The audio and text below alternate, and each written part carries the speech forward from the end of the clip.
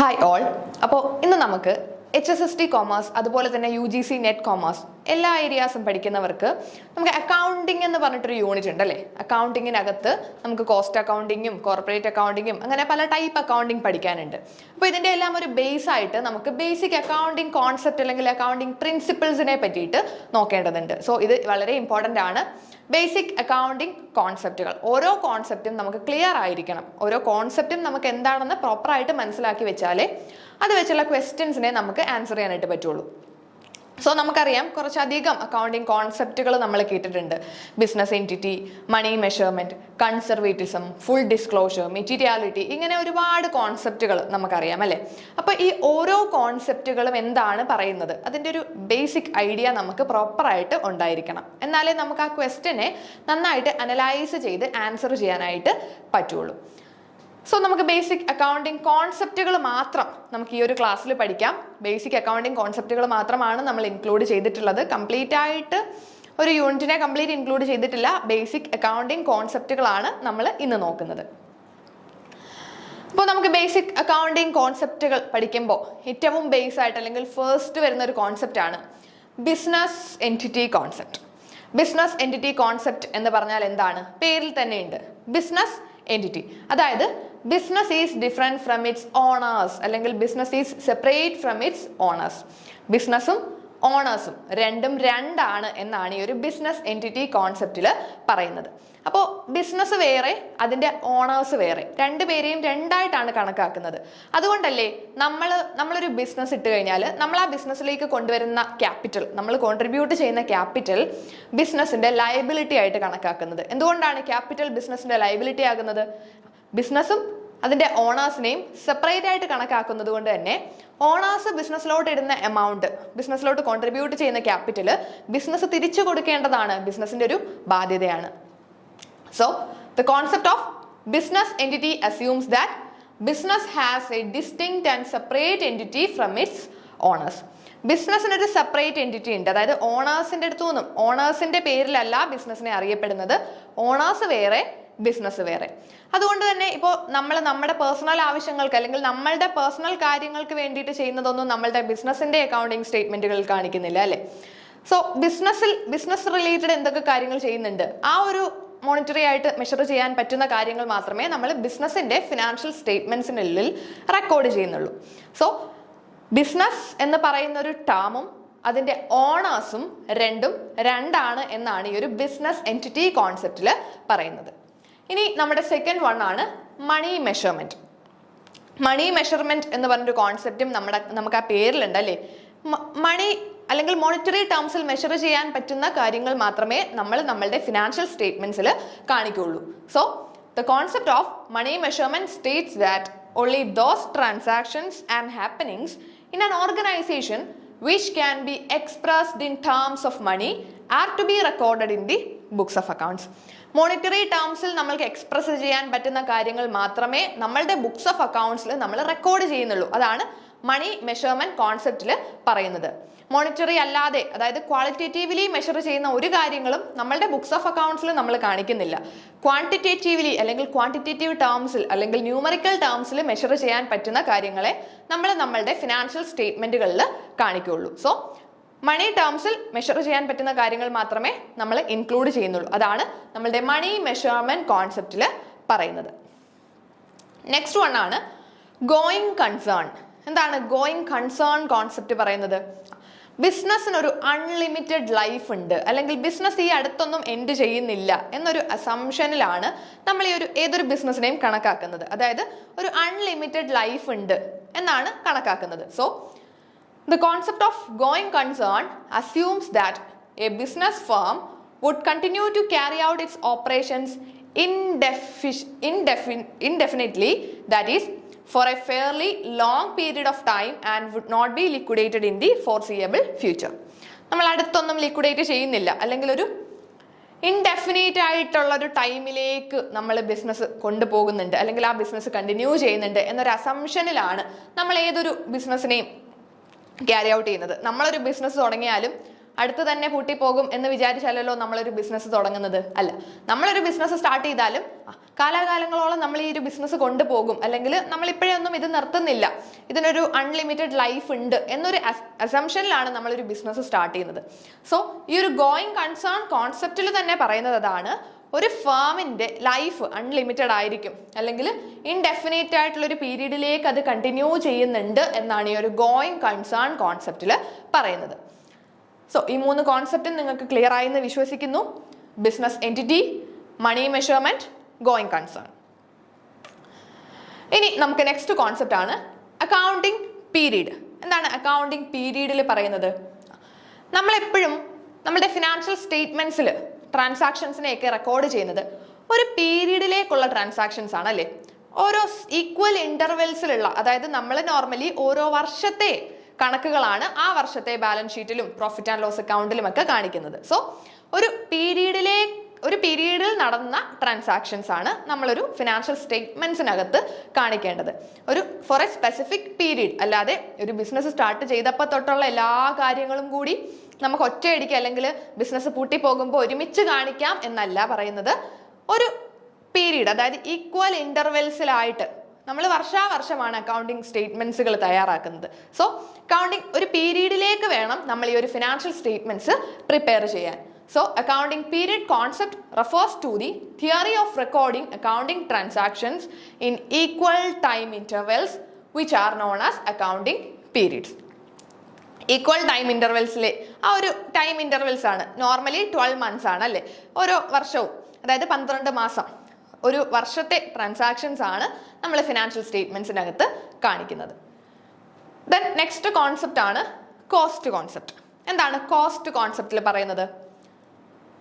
The cost concept requires that all the assets are recorded in the books of accounts at their purchase price, which include cost of acquisition, transportation, installation and making the asset ready to use. Cost concept ൽ പറയുന്നത് എന്താണ്? നമ്മൾ ഏത് അസറ്റുകൾ വാങ്ങിച്ചാലും, ഏതൊക്കെ asset വാങ്ങിച്ചാലും ഈ ഒരു അസറ്റിന്റെ price നമ്മുടെ books of അക്കൗണ്ട്സിൽ നമ്മൾ റെക്കോർഡ് ചെയ്യുന്ന പ്രൈസ് എന്ന് പറയുന്നത് നമ്മൾ വാങ്ങിയ വില ആയിരിക്കണം. അതായത് നമ്മൾ അക്വയർ ചെയ്തപ്പോൾ വാങ്ങിയപ്പോൾ എത്ര വില ഉണ്ടായി, അതിൻ്റെ കൂടെ എന്തൊക്കെ കൂടി നമ്മൾ ഇൻക്ലൂഡ് ചെയ്യണം? Cost of acquisition, transportation, installation and making the asset ready to use. നമ്മുടെ അസറ്റിനെ നമ്മൾക്ക് യൂസബിൾ ആയിട്ടുള്ള ഒരു കണ്ടീഷനിലേക്ക് എത്തിക്കാൻ വേണ്ടിയിട്ട് നമുക്ക് എന്തൊക്കെ കോസ്റ്റ് അല്ലെങ്കിൽ എക്സ്പെൻസുകൾ ഉണ്ടായോ അതെല്ലാം നമ്മൾ ഈ വാങ്ങിയ പർച്ചേസ് പ്രൈസിന്റെ കൂടെ ആഡ് ചെയ്തിട്ടായിരിക്കും നമ്മൾ ആ ഒരു അസറ്റിന്റെ കോസ്റ്റ് എന്ന് പറഞ്ഞിട്ട് നമ്മുടെ ഫിനാൻഷ്യൽ സ്റ്റേറ്റ്മെന്റ്സിൽ കാണിക്കുന്നത്. സോ കോസ്റ്റ് കോൺസെപ്റ്റിൽ പറയുന്നത് എന്താണ്? നമ്മൾ അസറ്റുകൾ വാങ്ങുന്ന സമയത്ത് പർച്ചേസ് ചെയ്ത പ്രൈസ് എത്രയാണോ, അതായത് ആ അസറ്റ് വാങ്ങാൻ നമ്മൾ അക്വയർ ചെയ്യാൻ നമുക്ക് ഉണ്ടായ അക്വസിഷൻ കോസ്റ്റിനോടൊപ്പം അതിന്റെ ട്രാൻസ്പോർട്ടേഷൻ അല്ലേ, നമ്മളൊരു അസറ്റ് വാങ്ങി വേറെ ഏതെങ്കിലും ഒരു ജില്ലയിൽ നിന്ന് വാങ്ങി നമ്മുടെ ജില്ലയിലേക്ക് കൊണ്ടുവരികയാണ്, അപ്പോൾ അത്രയും ട്രാൻസ്പോർട്ടേഷൻ കോസ്റ്റ് നമുക്ക് വരുന്നുണ്ട്.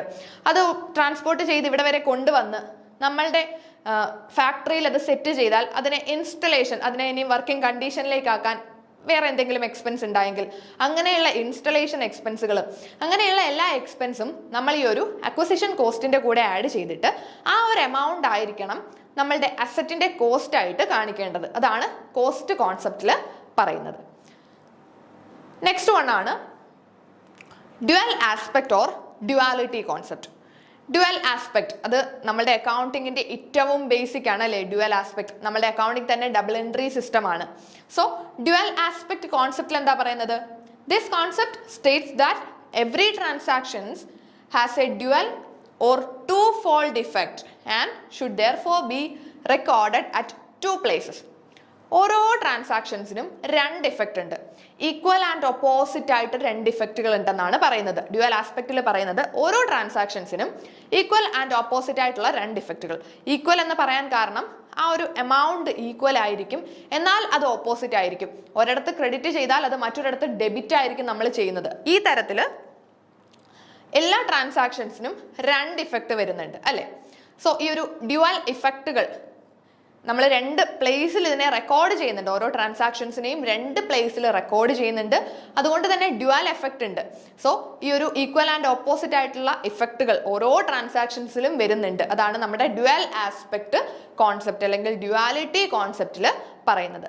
ഇപ്പോൾ നമുക്ക് സിമ്പിളായിട്ട് നമ്മൾ കുറച്ച് സ്റ്റോക്ക് വാങ്ങി, purchased stock with cash. Purchased stock with cash എന്ന് പറയുമ്പോൾ നമുക്ക് വേണമെങ്കിൽ എഴുതാം stock account debit to cash എന്ന് പറയാം. അതായത് നമ്മുടെ സ്റ്റോക്ക് കൂടി എന്നാൽ ക്യാഷ് കുറഞ്ഞു അല്ലേ. ഒരു അസറ്റ് കൂടി, സ്റ്റോക്ക് എന്ന് പറഞ്ഞാൽ നമ്മുടെ അസറ്റ് ആണ്, സ്റ്റോക്ക് കൂടി പക്ഷേ മറ്റൊരു അസറ്റ് അവിടെ കുറഞ്ഞു, നമ്മുടെ ക്യാഷ് എന്ന് പറയുന്ന ഒരു അസറ്റ് അവിടെ കുറയുവാണ് അല്ലേ ചെയ്തത്. അപ്പോൾ ഓരോന്നിനും, അല്ലെങ്കിൽ നമ്മളിപ്പോൾ ഒരു ലയബിലിറ്റി കൊടുത്തു തീർത്തു, ഒരു ലയബിലിറ്റി നമ്മൾ കൊടുത്തു തീർക്കുവാണെങ്കിൽ നമ്മൾക്ക് എന്താണ്, നമ്മുടെ ക്യാഷ് പോകും, അതായത് നമ്മുടെ അസറ്റ് കുറയും, അതുപോലെ തന്നെ ഒരു ലയബിലിറ്റിയും കുറയുമല്ലേ. ഒരു ക്രെഡിറ്റർക്ക് കുറച്ച് പൈസ കൊടുക്കാനുണ്ടെങ്കിൽ നമ്മൾ ആ ക്രെഡിറ്റർക്ക് പൈസ കൊടുത്തു തീർത്താൽ എന്തൊക്കെ സംഭവിക്കും, നമ്മുടെ ക്യാഷും കുറയും, ക്രെഡിറ്റർ ലയബിലിറ്റിയും കുറയുന്നുണ്ട്. സോ ഓരോ ട്രാൻസാക്ഷൻസിനും രണ്ട് ഇഫക്റ്റ് വരുന്നുണ്ട്. ഓക്കെ, നെക്സ്റ്റ് വൺ ആണ് റവന്യൂ റെക്കഗ്നിഷൻ അല്ലെങ്കിൽ realization concept. Revenue recognition concept എന്ന് പറഞ്ഞാൽ റവന്യൂവിനെ നമ്മൾ റെക്കഗ്നൈസ് ചെയ്യേണ്ടത് എപ്പോഴാണ്, അത് അക്രൂ ചെയ്യുമ്പോഴാണ്. ആക്ച്വലി ക്യാഷ് കയ്യിൽ കിട്ടുമ്പോഴല്ല, എപ്പോഴാണോ റവന്യൂ അക്രൂഡ് ആകുന്നത് ആ ടൈമിൽ അതിനെ റെക്കഗ്നൈസ് ചെയ്തിരിക്കണം. So revenue recognition is an aspect of accrual accounting. Accrual അക്കൗണ്ടിങ്ങിൽ വരുന്നതാണ്. അക്രൂവൽ അക്കൗണ്ടിങ് എന്ന് പറഞ്ഞാൽ റവന്യൂ എപ്പോൾ അക്രൂ ചെയ്യുന്നോ അന്നേരം നമ്മൾ അതിനെ റിയലൈസ് ചെയ്യും, അല്ലെങ്കിൽ ആ സമയത്ത് നമുക്കത് കിട്ടിയതായിട്ട് കണക്കാക്കും. So it is an aspect of accrual accounting that stipulates when and how business recognize or record their revenue. This principle requires that business recognize revenue when it is earned rather than when payment is received. Revenue earn ചെയ്യുന്ന എപ്പോഴാണോ അപ്പോൾ അതിനെ realise ചെയ്യണം.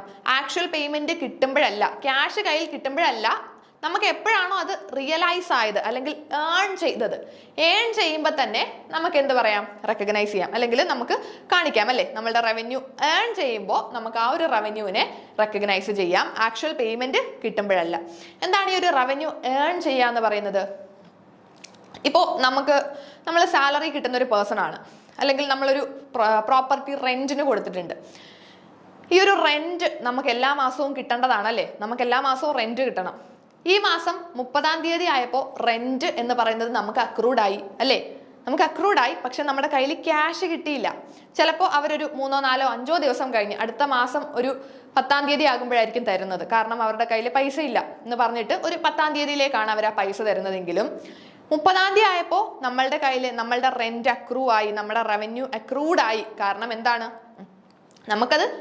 നമുക്ക് earn ചെയ്ത് വെച്ചു, earn ചെയ്തു, ആക്ച്വലായിട്ട് cash കയ്യിൽ കിട്ടിയില്ല, പക്ഷെ അത് ഏൺ ചെയ്തു. 30-ാം തീയതി ആയപ്പോൾ ആ ഒരു റെന്റ് എന്ന് പറയുന്നത് നമ്മൾ ഏൺ ചെയ്തു, നമുക്ക് കിട്ടേണ്ട അവകാശം വന്നു അല്ലേ.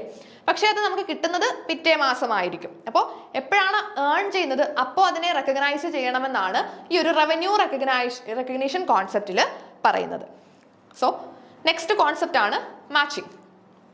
എന്താണ് മാച്ചിങ് കോൺസെപ്റ്റ്? വളരെ സിമ്പിൾ ആണ് അല്ലേ. സോ നമ്മുടെ എക്സ്പെൻസ്, ഒരു അക്കൗണ്ടിങ് പീരീഡിൽ നമുക്ക് ഉണ്ടാകുന്ന എക്സ്പെൻസുകൾ ആ ഒരു പീരീഡിൽ തന്നെ നമുക്ക് കിട്ടുന്ന റവന്യൂവുമായിട്ട് മാച്ച് ചെയ്യണമെന്നാണ് മാച്ചിങ് പ്രിൻസിപ്പിൾ പറയുന്നത്. So it state that expenses incurred in an accounting period should be matched with revenue during the period. ഓരോ പീരീഡിലും നമുക്ക് ഉണ്ടാകുന്ന എക്സ്പെൻസുകളെ ആ പീരീഡിലെ റവന്യൂ ആയിട്ട് മാച്ച് ചെയ്യണം. അതാണ് മാച്ചിങ് കോൺസെപ്റ്റ്. നെക്സ്റ്റ് വൺ ആണ് ഫുൾ ഡിസ്ക്ലോഷർ. ഫുൾ ഡിസ്ക്ലോഷർ കോൺസെപ്റ്റിൽ പറയുന്നത് എന്താണ്? ബിസിനസിന്റെ എല്ലാ മെറ്റീരിയൽ ഫാക്ടുകളെയും അവർ ഡിസ്ക്ലോസ് ചെയ്തിരിക്കണം. So the principle of full disclosure requires that all material and relevant fact concerning financial performance of an enterprise must be fully and completely disclosed in the financial statements and their accompanying footnotes.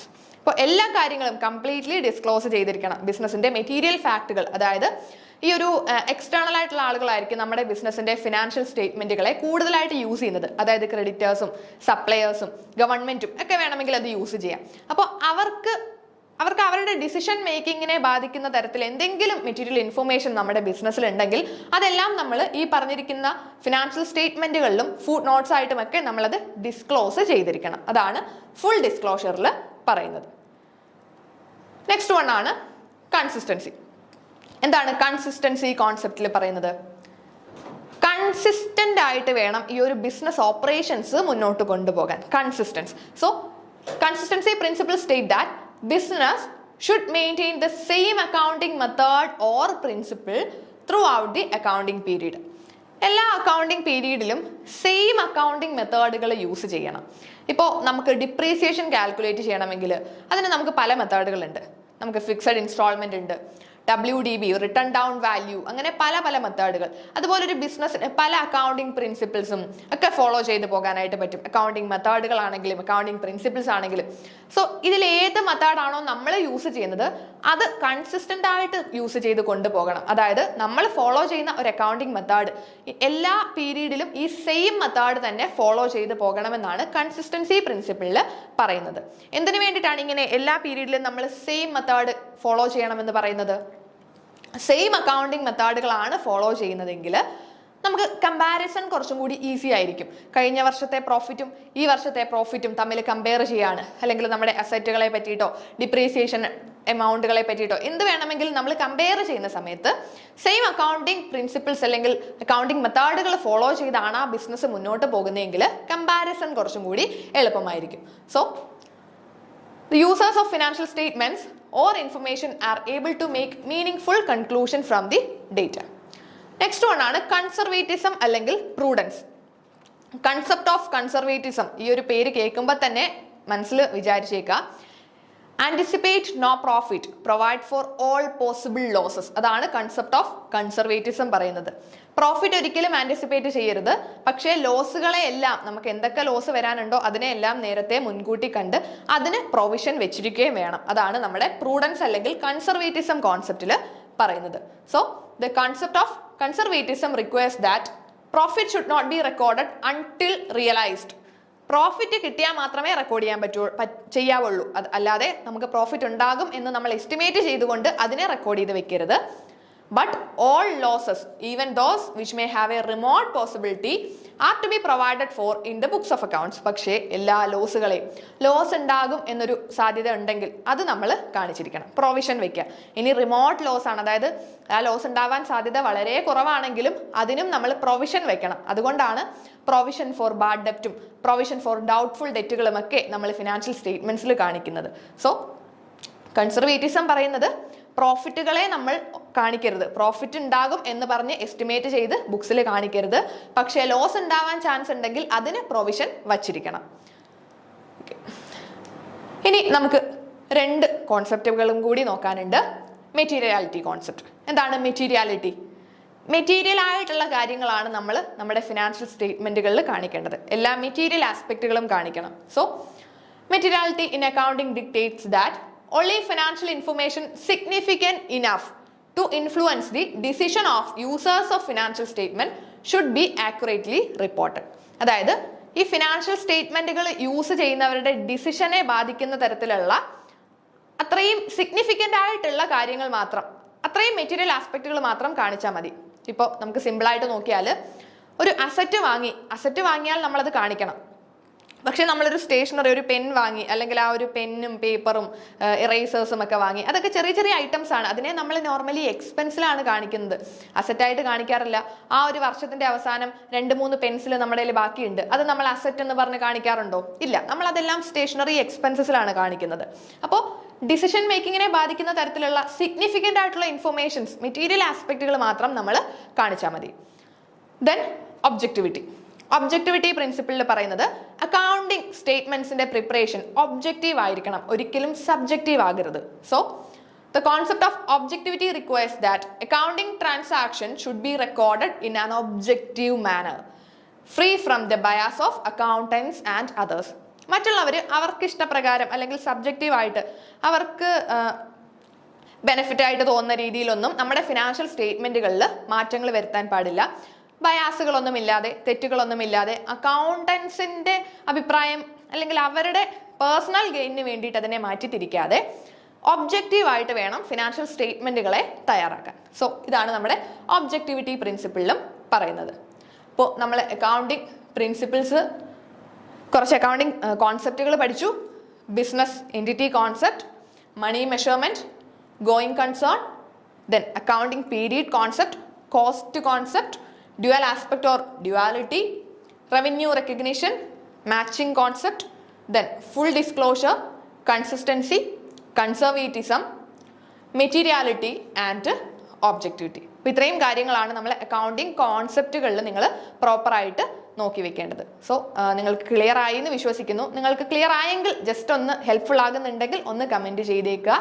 Thank